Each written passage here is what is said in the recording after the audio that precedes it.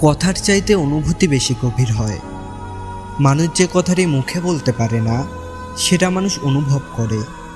আর এই অনুভূতি কখনো কখনো মানুষকে ভালো থাকতে দেয় না। কোনো কিছু ভালো না লাগা, এটা এক প্রকার বাজে অনুভূতি। এই অনুভূতি কোনো ভাষা দিয়ে বোঝানো যায় না।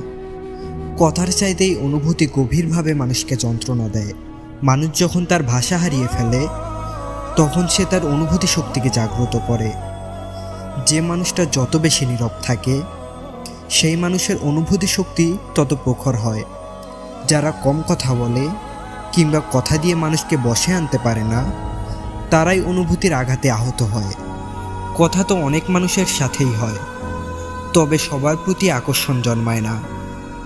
মানুষের এই অনুভব শক্তি মূলত তার প্রিয় মানুষের প্রতি আকর্ষণ বাড়ায়। আর এই আকর্ষণ কখনো কখনো মানুষকে হাসায়, আবার কখনো কখনো মানুষের কান্নার কারণ হয়।